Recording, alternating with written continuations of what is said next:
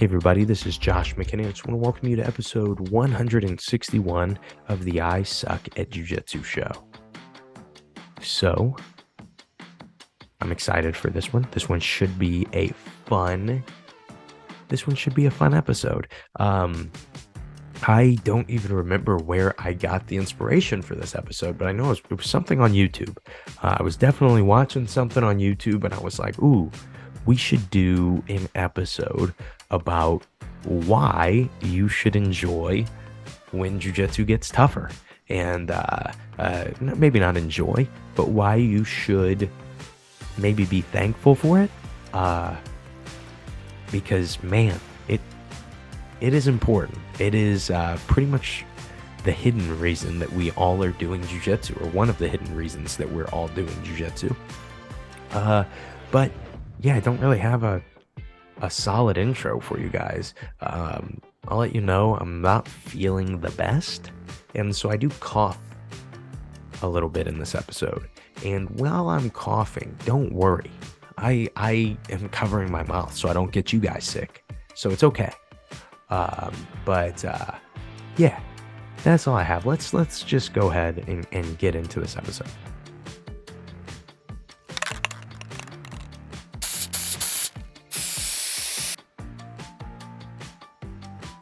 Do not wish for jiu-jitsu to be easier. Wish that you are tougher.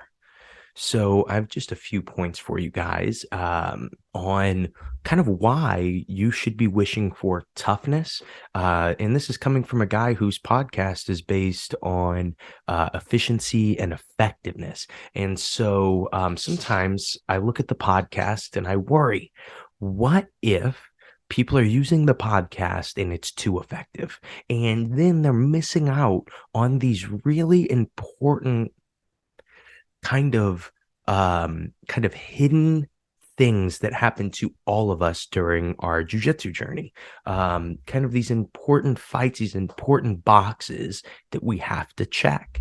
And I just thought a good point to start with, and I talk about this on the podcast all the time, but I think I can talk a little more about myself with this one and make it make a little more sense. But we have to understand that the white belt that walks into the door at a jiu-jitsu gym, if he or she stays for a long enough period of time, if he or she stays long enough to get a black belt, the white belt that walked in will be a completely different person than the black belt that walked out.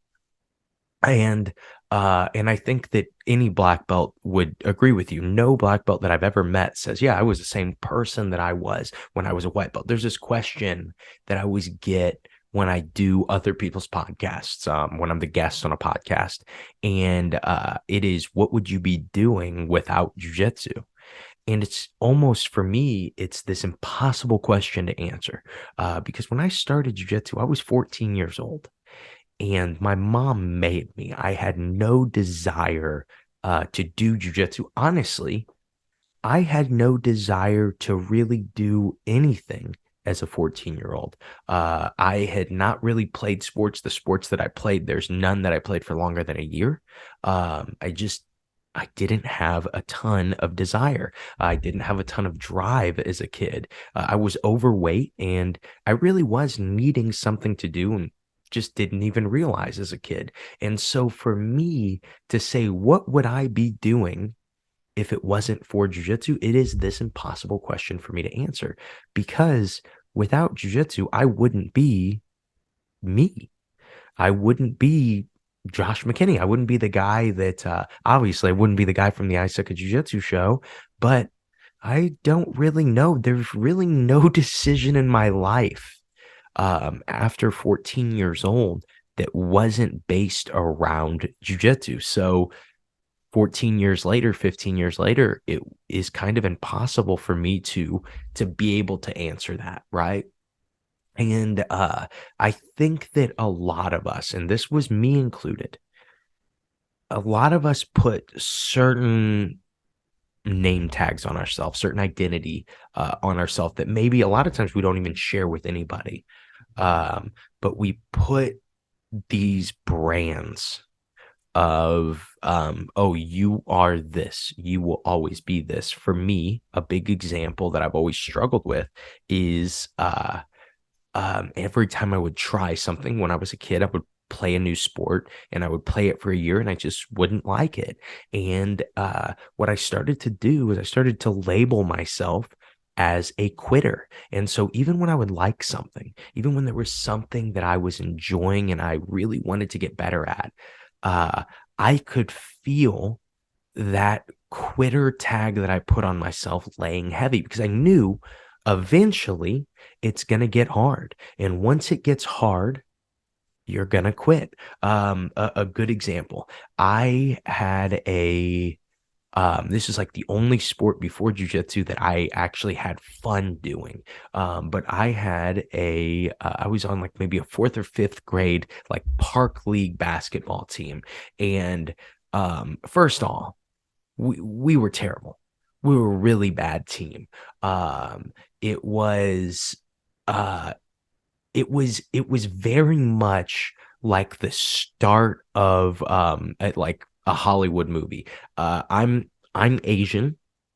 I'm on an all black team, and we are in literally an all white league. We had no idea. No one told us. And you would think that we would have some type of upper hand, but we did not. All these white kids, man, they were the type of kids whose dads are sending them to every camp or something. They were lighting us up. So first 4, 5, 6 games, we're getting wrecked. And all of a sudden, mainly because the coach did bring in a ringer, but yeah, so we bring in this ringer. This kid's named Justin. He's probably 30 years old, if I'm being totally honest with you guys. But regardless, he was so good that I started scoring points in games. That's how good this kid was at basketball. And we started to get better. We made it. We ended up winning enough games to make it to the tournament at the end of the year, like the final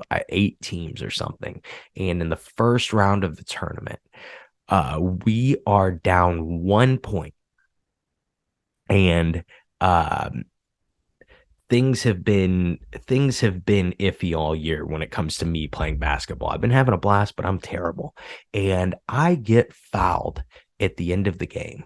And literally there's 2 seconds left on the clock. We're down a point. I need to make this free throw. And I missed it. And not only did I miss it, but after the game, my coach, who had been supportive all year, said something along the lines of, man, Josh, we really could have used that shot. And it just, to me, made made basketball not fun. And as soon as that happened, I go, no, I quit. I'm not doing basketball again.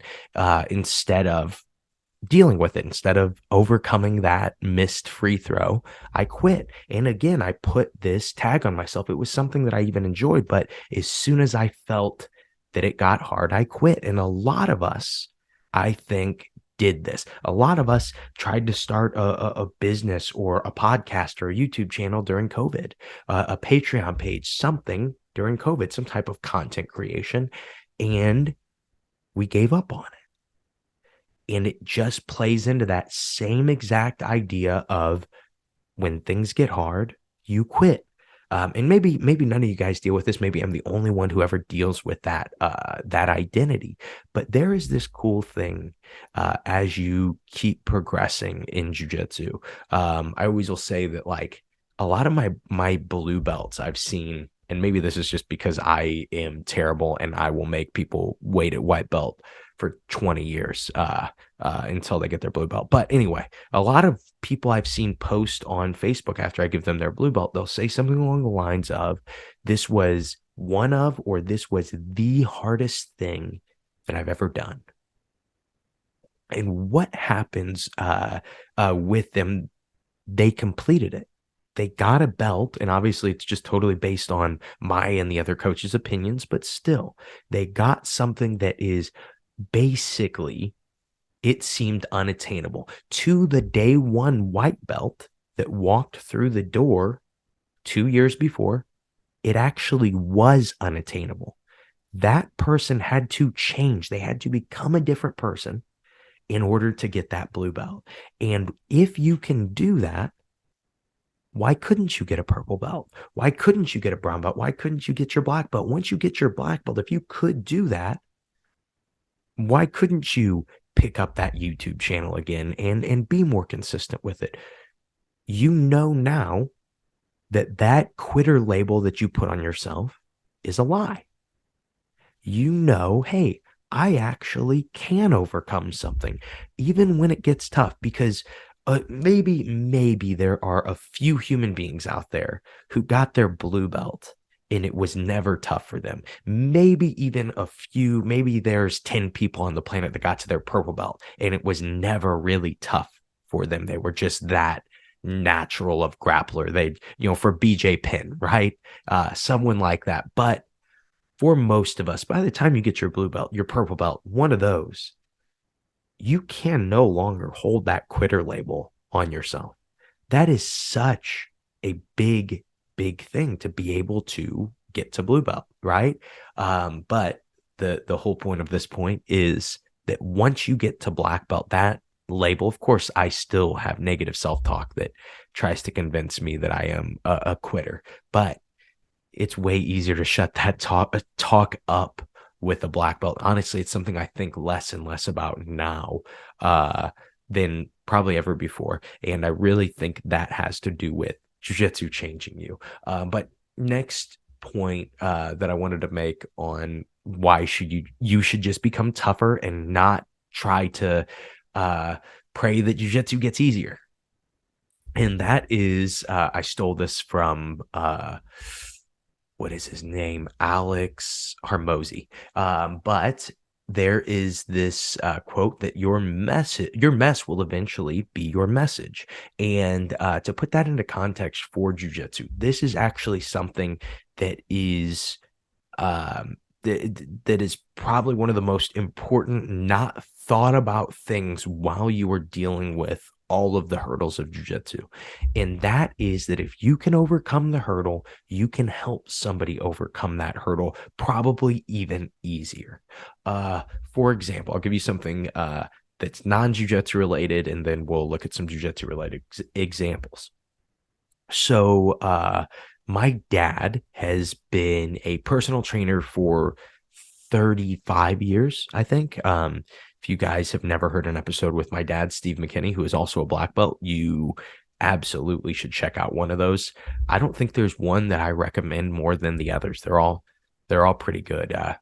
He always delivers. But anyway, he started his personal training business. We lived in the town of Madison, and Madison is a very low income area and just not a very great place. And he opened his business out of his garage in Madison, and that is what provided for me and my family for, I mean, my entire existence, while I lived with my parents. And not only that, but I got to watch my dad run a business pretty much from our home my entire life.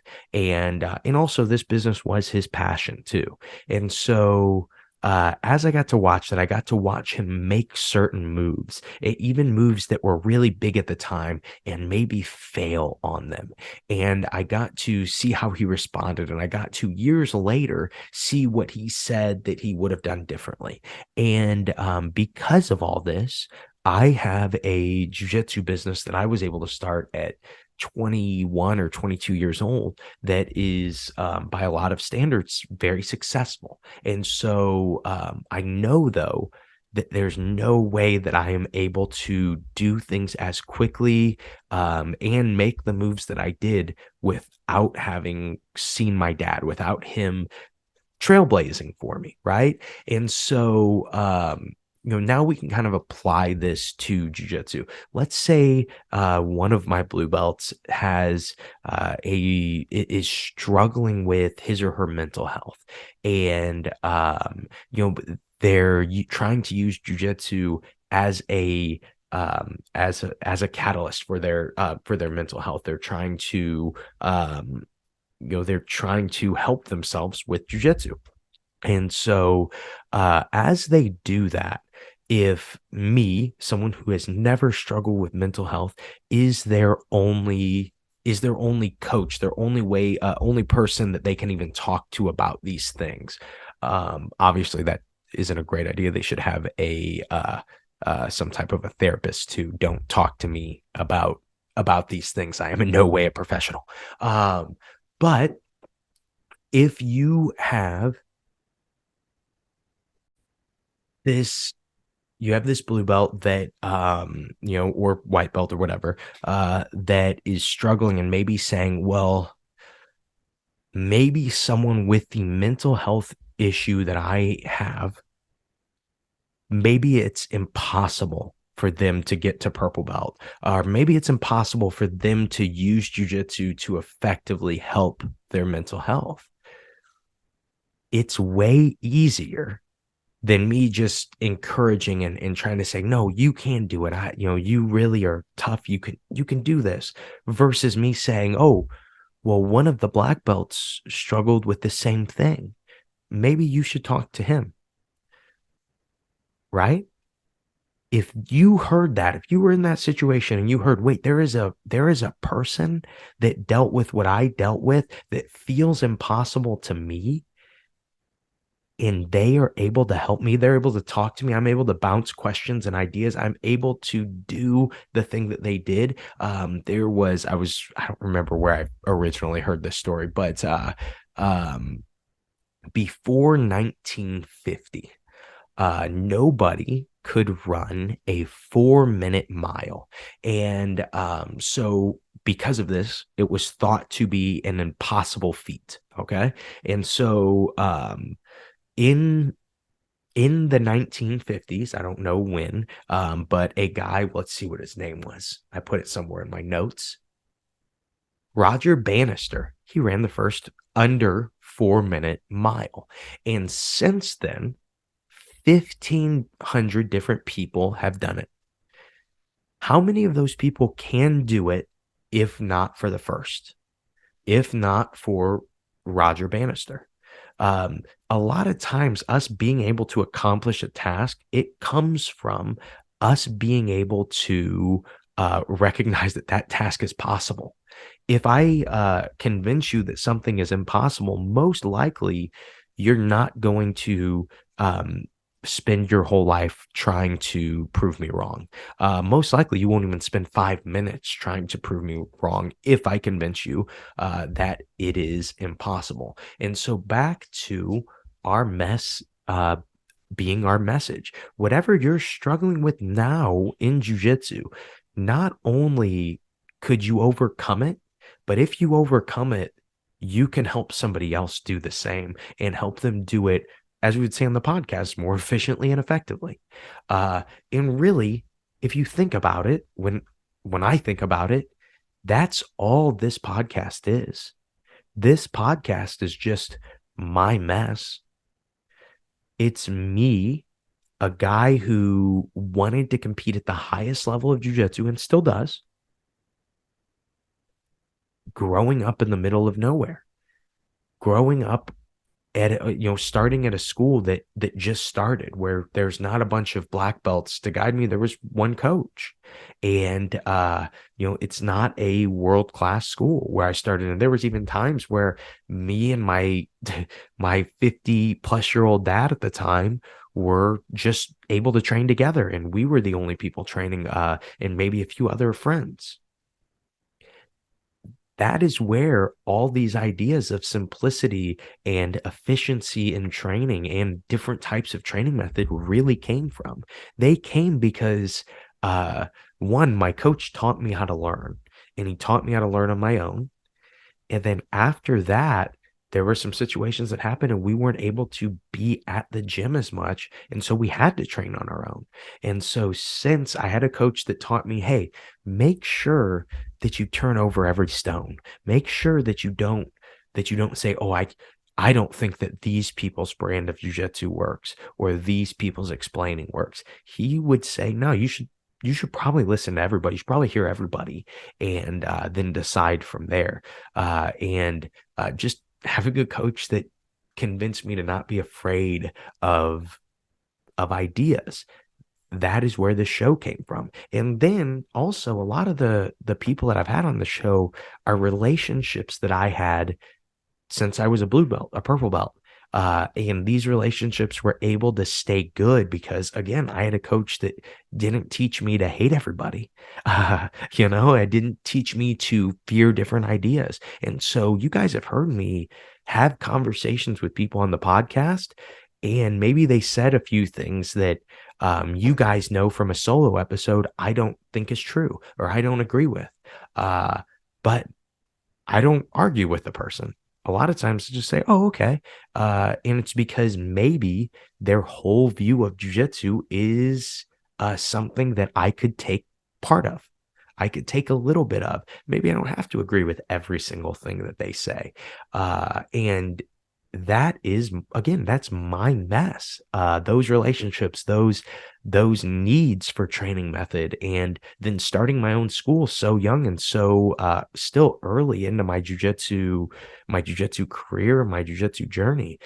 It created all kinds of cool episodes for the show. And so there was this time when I was an early purple belt before I had started my own school, where I had the opportunity to move to where John Thomas was training. He was training in like a really top notch, one of the best gyms in the country, and I would have gotten to train full time there. And it just, to me, it wasn't a great fit. I really wanted to see if I could stay where I was at and compete at the highest level. To me, that was again, I wasn't praying that jiu-jitsu got easier. I was praying that I could be tougher. And I really think that if I did have a podcast, it would not be near as good if it didn't come from those battles of being from the middle of nowhere, because most of the people that are learning jujitsu still aren't in a jujitsu hotbed. They're not in a place where there are all these world-class coaches that you could choose which school to go to. Most of us are dealing with we're dealing with just a different situation. And I think that's why the show has been so helpful to so many people, and hopefully will continue to be helpful to even more people.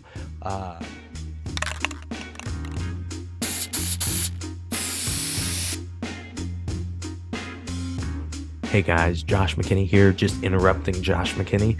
Really quick, I want to give you guys a heads up on something really exciting that we're doing at simplifyingjujitsu.com. So right now until the day after Black Friday, like Black Saturday, we are doing 40% off of everything at simplifyingjujitsu.com, and that is with promo code BLACK. And so if you want any of my instructionals, my dad's instructionals, Kyle Watson's instructionals, so many great places, instructionals to grab, they're all 40% off with promo code BLACK. And yeah, get over there, simplifyingjujitsu.com. Let's get back to the episode.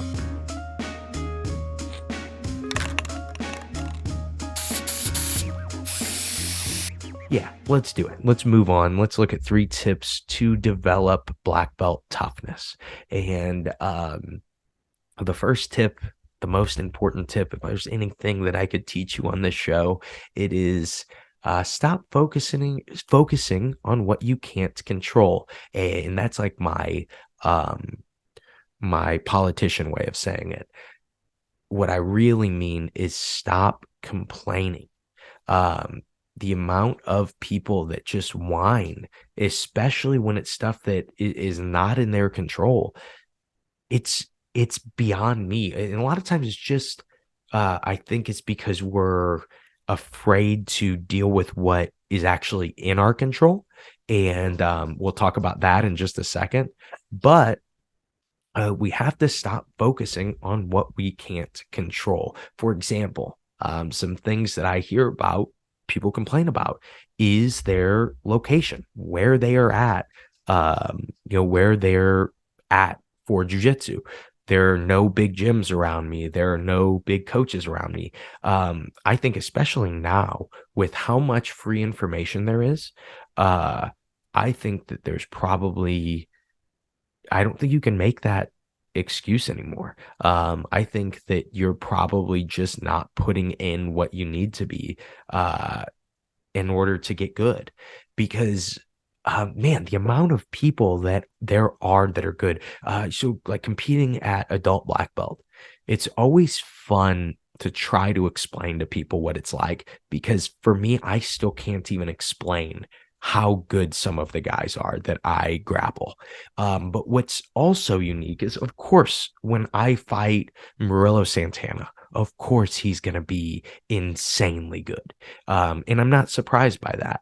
But there are also all of these times that I will fight guys that are also from the middle of nowhere, and they are also insanely good. And it's really because now all the free information out there and the ability to take some trips and go train in other places and see how other people are training and actually get to feel those things and the ability to just jump into all these tournaments and compete with really high level guys. Uh, I really don't think you can complain about location anymore. Uh, you look at Preet Mickelson. He is from Estonia and is one of the best coaches that there's ever been, in my opinion, just like in the way that it can explain jujitsu. And a lot of people haven't even heard of him, of course, but still, his ability to explain jujitsu, it comes from learning jujitsu in Estonia, right? And it's such a small place. But back to the original topic, one of the biggest habits that I see out of people that I would consider not tough uh, is that every time I see them, they have a new woe is me complaint, a new, yeah, a new, they're a school owner and they're like, oh, a new gym just opened and now now I'm gonna not be able to get any new students because everyone's going to this new gym. They're part of a bigger affiliation than I am. And instead of saying, hey, I wonder what I could do to try to get more students in this new affiliation. They have this big new affiliation. What could I do? What could I focus on to actually get this done? And so often, uh, people that are not tough, they don't focus that way. They don't look that way, or they don't look at problems that way as something to solve. They look at a lot of their problems as a new topic to post on Facebook. And so then something else, another way to develop black belt toughness. And this is to say, there are a lot of black belts I know that I would consider not tough. And that's just probably because I'm judgmental and mean. But I've met a lot of black belt whiners, dude. And so don't think that the black belt, I kind of said like you will become a different person when you get a black belt. Don't make the mistake that means all black belts are good people. Um, some people are able to hide that they're not good people behind their black belt. So don't take this episode. This is the disclaimer part of it. Don't take it as something to mean that all black belts are tough or all black belts are people that should be looked up to. Anyway, back to point number 2 on 3 tips to develop black belt toughness. Don't be afraid to change what you can. So stop focusing on what you can't control. And then don't be afraid to change the things that you can control. That is one of the biggest habits that I see people that I look up to that I call tough is how well and how quickly they handle situations, and they will make decisions even, and important decisions at that. And I think it's that toughness. It kind of goes hand in hand with a little bit of confidence, right? Um, and then also it's a lack of fear of of the situation afterwards, right? They just know when something needs to be handled, and they kind of have a faith that they can continue to handle it as it keeps going. And I think we all know people that can make decisions and change the things that they need to. But kind of the example that I have is my coach is one of, for me, one of the best examples that I could have ever witnessed, to do some of the things that I want to do. And so, for those of you who don't know, never heard the episodes with Kyle Watson, you absolutely should. Every one of those is great. Don't listen to them if you like love pigs. We get into some conversations about pig. Kyle has a pet pig, and just trust me. Don't listen to him if you're like a huge pig person. But anyway, so like with Kyle, when I was, I guess, a blue belt, he got on the Ultimate Fighter, and he was towards the end of his MMA career at the time, and he was also a jiu-jitsu coach at an MMA gym at the time. And while he was under UFC contract, while he just had gotten off the show, the gym changed hands, and Kyle was out of a job. And there was this point where he could have easily, and probably should have, uh, moved, and he could have easily went to, I mean, he was getting to train at TriStar. He could have easily went to TriStar, and he was on George St. Pierre's team on the Ultimate Fighter, and what might have been a great fit for him. But he kind of had a resolve that he wanted to start to be a jiu-jitsu coach. That was something that he knew he wanted to do, and he did not show fear. And while under contract, while trying to fight in the UFC, he uh, leased a space and started his own school. And so, like seeing that level of, to me, toughness, well, in person, someone not afraid to take a risk when he could have easily played it differently. And also, just looking ahead and saying, hey, this is definitely what I want. I'm going to do it. That was a really cool thing that really, it gave me courage. It made me tougher. And then the third tip to develop toughness that I have for you guys is understand the marriage of toughness and consistency. And so we did an episode maybe like 2 weeks ago on consistency, on being able to show up for class, being able to study jujitsu, being able to, whatever it is that you need to be doing in your jujitsu life, being able to do it. And that is always the characteristic that I find of the toughest people that I know, is that they are also the most consistent people that I know. There is not going to be a day that you that I need advice from my dad and he is off. He's always consistent. I mean, there's not going to be a day that I need advice from my dad at 6 a.m. and he's not awake. He's always consistent. And that is one of the toughest things to be, because when I feel great, and the podcast is getting more listens, podcasting is so easy. But when I am sick, like I am right now, and it's the day before the episode needs to come out, and I need consistency, and the last thing I feel like doing is stuttering over my words for 45 minutes, that's when I need to be tough, right? Um, that's when that's when that's when toughness matters, right? It's easy when things are good, uh to be able to go to class. It's easy when you're not exhausted, when you're not beat up, to be able to do these things. But hopefully, you always have toughness in your back pocket, because sometimes it's not going to be easy. Whatever we're trying to accomplish in life, whether it's on or off the mat, sometimes it's not going to be easy. And that's when you're going to need to be tough. And so that's all I have for you guys. I hope that your jiu-jitsu training is not getting easier, but I hope it's making you tougher.